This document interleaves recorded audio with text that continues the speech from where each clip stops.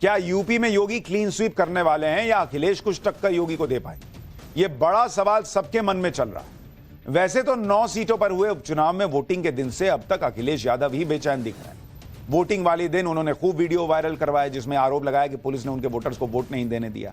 लेकिन अखिलेश का यह दाव चला नहीं, क्योंकि इन वीडियोस का पूरा सच सामने आ गया और अखिलेश जो माहौल बनाने में लगे थे वो माहौल बन नहीं पाया। इसलिए अब फिर से ये लोग ईवीएम के नैरेटिव पे आ गए। एक तरफ अखिलेश यादव कहते हैं कि चुनाव निष्पक्ष नहीं हुए, कभी कहते हैं कि सभी सीटें जीतेंगे और कभी कहते हैं कि ईवीएम में खेला हो जाएगा, यानी खुद ही नहीं तय कर पा रहे कि कहना क्या है। दूसरी तरफ सीएम योगी आदित्यनाथ हैं जो पूरी तरह से रिलैक्स दिख रहे हैं। बीजेपी और सीएम योगी दोनों 9 सीटों पर जीत के भरोसे हैं। दूसरी तरफ समाजवादी पार्टी अभी से माहौल बना रही है। समाजवादी पार्टी का आरोप है कि ईवीएम के साथ खेला हो सकता है। समाजवादी पार्टी ने एक वीडियो जारी करते हुए कहा कि स्ट्रांग रूम के अंदर की निगरानी के लिए लगे सीसीटीवी फुटेज नहीं दिख रहे। समाजवादी पार्टी के आरोपों पर बीजेपी कह रही है कि कल नतीजों के बाद समाजवादी पार्टी फिर से ईवीएम का रोना शुरू करेगी। समाजवादी पार्टी का हाल देखिए कि वो किस तरह से कंफ्यूज है। सपा के नेता अलग अलग बयान दे रहे हैं। रामगोपाल यादव 3 सीटों पर उपचुनाव रद्द कराने की मांग कर रहे हैं। शिवपाल यादव कह रहे हैं कि 5 से 6 सीटें जीतेंगे। अखिलेश का दावा है 9 सीटें जीतेंगे। जिसको जो मन में आ रहा है वो बोल रहा है। फिर आरोप भी लगा दे रहा है कि कभी चुनाव ठीक से नहीं हुआ, कभी ईवीएम में गड़बड़ी होगी, कभी कुछ होगा, लेकिन फिर कहते हैं 9 की 9 जीत जाएंगे। अखिलेश यादव तो यह भी कह रहे हैं कि उपचुनाव में पुलिस ने लोगों को वोट डालने से रोका। सरकार पुलिस और प्रशासन के दम पर चुनाव जीतना चाहती है। सुनिए एक बार अखिलेश यादव। जहां तक यूपी की बात है, यूपी की जनता 9 की 9 सीटें भारतीय जनता पार्टी को हरा रही है। इसीलिए आपने देखा कहीं ऐसा नहीं हुआ होगा जहां पुलिस प्रशासन को आगे कर दिया हो। आप सोचिए, लोकतंत्र में अगर पुलिस वोट डालेगी और अधिकारियों के माध्यम से दबाव बना जाएगा, फिर जनता का क्या? ये सीधे सीधे बाबा साहब भीमराव अम्बेडकर जी का जो अधिकार मिला एक वोट डालने का, उसको ही छीनना चाहते हैं। और इसलिए छीनना चाहते हैं कि सरकार में रह करके बाकी सब अधिकार भी छीन लें। अखिलेश यादव जिस तरह की बातें कर रहे हैं, जो आरोप लगा रहे हैं, उस पर बीजेपी ने निशाना साधा। यूपी के डिप्टी सीएम केशव प्रसाद मौर्य ने कहा कि उपचुनाव की सभी 9 सीटें बीजेपी जीतेगी। अखिलेश जो भी आरोप लगा रहे हैं वो नतीजों के बाद की स्क्रिप्ट तैयार कर रहे हैं। सुनिए डिप्टी सीएम केशव प्रसाद मौर्य को। हम लोगों को उम्मीद है कि 9 की 9 विधानसभा की उपचुनाव की सीटें जीतेंगे। झारखंड और महाराष्ट्र दोनों राज्यों में भाजपा गठबंधन की प्रचंड बहुमत से सरकार बनेगी और कांग्रेस के अगुवाई वाले गठबंधन चारों खाने चित होंगे और समाजवादी पार्टी का सुपड़ा उत्तर प्रदेश से साफ होगा। अखिलेश यादव जो दोषारोपण कर रहे अधिकारियों पे और तमाम वीडियोज उन्होंने शेयर करी है, कहा है हर तरह की गड़बड़ी करी गई है इस चुनाव में। यह चुनाव हारने के बाद यानी कल रिजल्ट आने के बाद की स्क्रिप्ट आज तैयार कर रहे हैं। खैर हर नेता दावा ही करता है कि वही जीत रहा है, इसमें कोई बुराई भी नहीं है। लेकिन कितने ही घंटे बचे हैं, थोड़े देर वक्त बाद पता चल जाएगा कि किसका दावा सच्चा है और किसका नहीं। प्लानिंग तो इतनी गजब की कर रहे हैं ये लोग, लेकिन अगर नतीजे उल्टे हो गए तो सब धरा रह जाएगा। हेलीकॉप्टर बुकिंग के पैसे अलग बर्बाद होंगे, होटल बुकिंग के पैसे भी बर्बाद होंगे। जैसे हरियाणा में जलेबी छानने के लिए पूरी तैयारी हो गई थी, ढोल नगाड़े वाले बाद में वापस कर दिए गए पैसे देके कि जाओ यार मूड खराब हो गया। लेकिन अभी तो पार्टियों का दिमाग इस बात पर लगा है कि पैसे लग जाएं तो लग जाएं, जीते या फिर ना जीते, लेकिन अपनी तैयारी तो रखो। यही कांग्रेस कर रही है। पहले हेलीकॉप्टर से अपने जीते हुए कैंडिडेट्स को तुरंत मुंबई लाने का प्लान है और फिर इन्हें मुंबई लाकर होटल में रुकवाने की तैयारी है। सूत्र तो ये तक कह रहे हैं कि कांग्रेस ने विधायकों के लिए मुंबई में होटल बुक कर भी दिया है। सभी विधायक पहले मुंबई के होटल में रखे जाएंगे, फिर विधायकों को बेंगलुरु भेजा जा सकता है। बेंगलुरु में कांग्रेस ने रिजॉर्ट बुक किया हुआ है, इसकी जिम्मेदारी डीके शिव कुमार को दी गई है। विधायकों को इसी रिजॉर्ट में रखा जाएगा। रिजॉर्ट में विधायकों से मोबाइल ले लिया जाएगा, विधायक किसी से संपर्क नहीं कर पाएंगे। मतलब जो जीतेगा वो एक तरीके से नजरबंद कर दिया जाएगा। कांग्रेस गजब का पुख्ता प्लान बना रही है। विधायकों को किसी भी कीमत पर किसी से मिलने तक नहीं दिया जाएगा, सूत्र दावा कर रहे हैं। ये लोग जिस तरह की पैनिक मोड में दिख रहे हैं, उसमें सवाल यह है कि क्या ऐसी नौबत आने भी वाली है कि किसी जोड़तोड़ की जरूरत पड़े, या फिर ये लोग सिर्फ माहौल ही बना रहे हैं। क्योंकि एग्जिट पोल तो क्लियर कह रहा है कि महाराष्ट्र में बीजेपी के गठबंधन यानी महायुति की बड़ी जीत होने वाली। बीजेपी इसे लेकर कॉन्फिडेंट भी है, क्योंकि कल वोटिंग के बाद देवेंद्र फडणवीस संघ के मुख्यालय गए थे। देवेंद्र फडणवीस ने यह कहा था कि जिस तरह से महाराष्ट्र में ज्यादा वोटिंग हुई वो बीजेपी के पक्ष में गई। इस बार महाराष्ट्र विधानसभा चुनाव में वोटिंग का 30 साल पुराना रिकॉर्ड भी टूट गया। महाराष्ट्र में इस बार विधानसभा चुनाव में 65% से ज्यादा वोटिंग, यह 2019 के विधानसभा चुनाव से ज्यादा है। पिछले विधानसभा चुनाव में 61.6% वोटिंग हुई थी।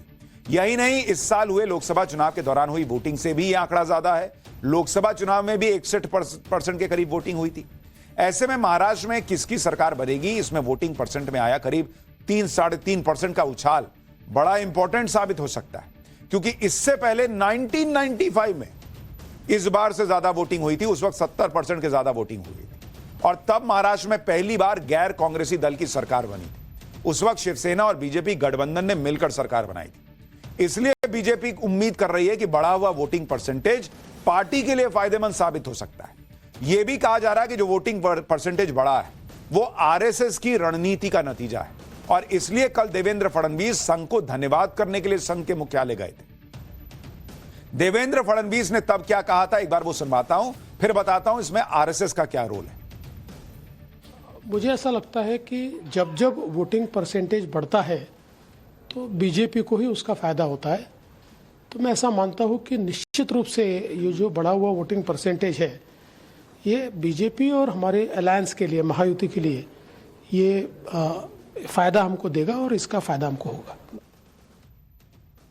महाराष्ट्र में दरअसल इस बार आरएसएस ने, संघ ने बीजेपी के लिए पूरा जोर लगाया था और इसी वजह से महाराष्ट्र में वोटिंग परसेंटेज बढ़ा है, यह कहा जा रहा है। आपको बताते हैं कि संघ ने पर्दे के पीछे महाराष्ट्र में कैसे काम किया। संघ के संगठन और बीजेपी के बड़े नेता लगातार बैठकें कर रहे थे। संघ के साथ वीएचपी, वनवासी कल्याण आश्रम, भारतीय मजदूर संघ के साथ भी बड़े बीजेपी नेताओं की बैठक। विपक्ष के नैरेटिव को तोड़ने के लिए संघ ने 13 अलग अलग ग्रुप बनाए। इनका काम ग्राउंड पर जाना, सोशल मीडिया पर विपक्ष के नैरेटिव को काउंटर करना था।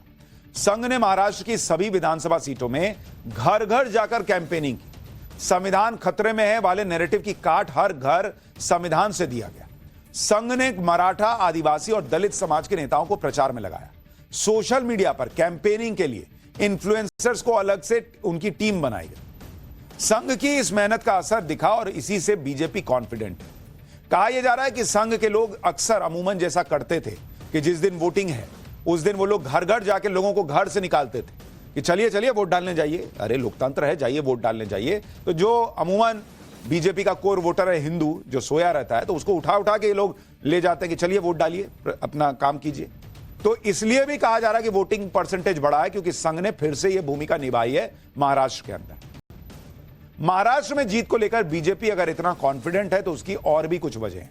जिस तरह से वोट परसेंटेज के आंकड़े आए हैं उसमें साफ दिख रहा है कि महिलाओं ने जमकर वोट किया है। बीजेपी का मानना है कि मध्य प्रदेश की तरह महाराष्ट्र में भी लाडकी बहन योजना ने कमाल दिखाया है। महाराष्ट्र के चुनावी इतिहास में इस बार सबसे ज्यादा महिलाओं ने मतदान किया है।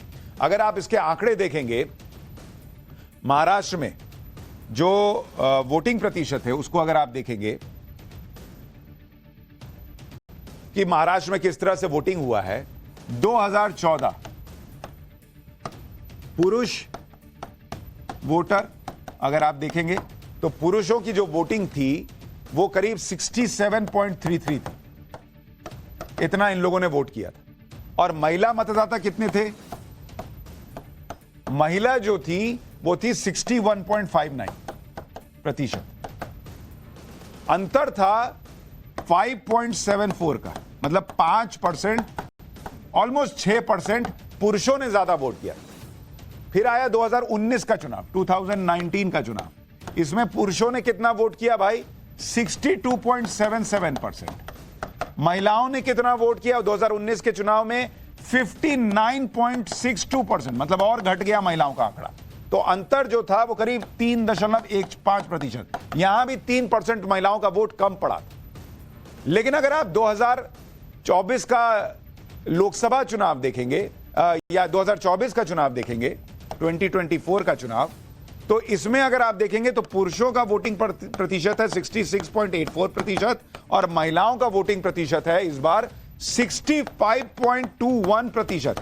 यानी पिछली बार 59 था, इस बार 6% ऑलमोस्ट ज्यादा पड़ा है।